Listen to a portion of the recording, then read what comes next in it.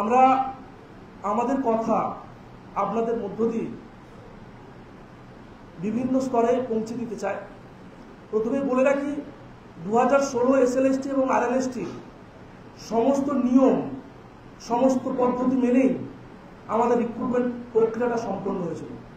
আমরা form fill up করেছিলাম, সঠিক সময়ে পরীক্ষায় অংশগ্রহণ করেছিলাম, আমাদের ভেরিফিকেশন হয়েছিল ডকুমেন্টস, আমরা ভাইভাতে বসেছিলাম পার্সোনালিটি টেস্টে, এবং পরবর্তীকালে কাউন্সিলিংয়ের মাধ্যমে রেকমেন্ডেশন পাই স্কুল সার্ভিস কমিশনের পক্ষ থেকে এবং West Bengal board of secondary এডুকেশনের পক্ষ থেকে আমরা অ্যাপয়েন্টমেন্ট লেটার পেয়ে দীর্ঘ 6 বছর সসম্মানে শিক্ষকতা করি।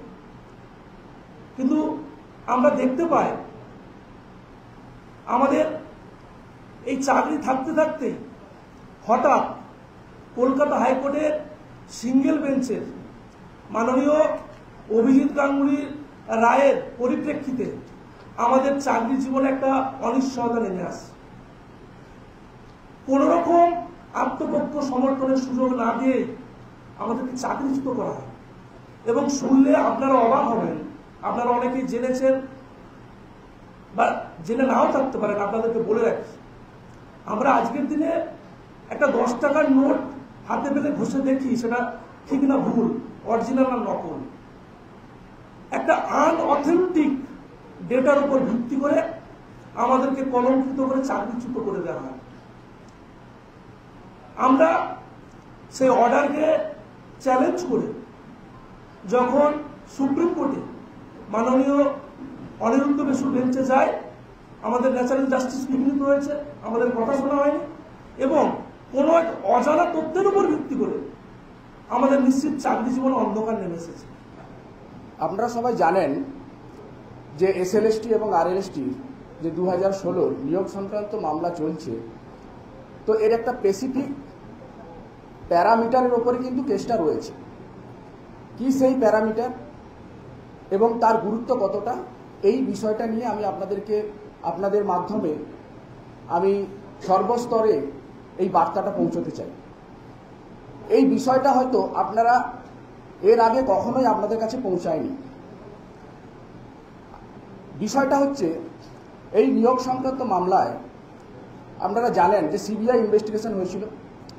সিবিআই বেশ কিছু তথ্য তিনি উদ্ধার করেছিলেন।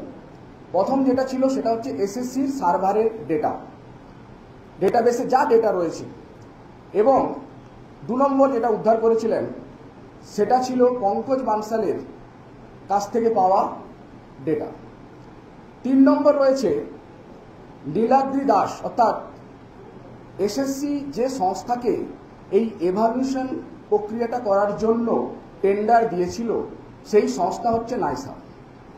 সেই নাইসার কর্ণধার ছিল এই নীলাদ্রি দাস। তো নীলাদ্রি দাসের কাছ থেকেও কিন্তু পাওয়া গেছে হার্ড ডিস্ক, তাতে রয়েছে ডেটা।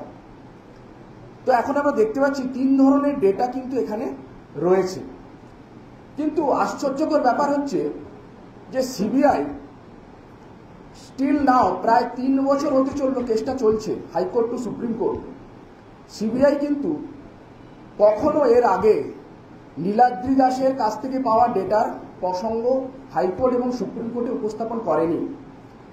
যাবতীয় তথ্য সবটাই কিন্তু রয়ে গেছে ক্রিমিনাল কোর্টে।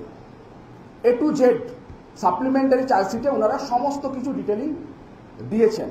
তো সেটা আমরা সার্টিফাই থেকে আমরা কিন্তু এই বিষয়গুলো পেয়েছি এবং সেটা অবশ্যই মহামান্য সুপ্রিম কোর্টের কাছে আমরা তুলেছি।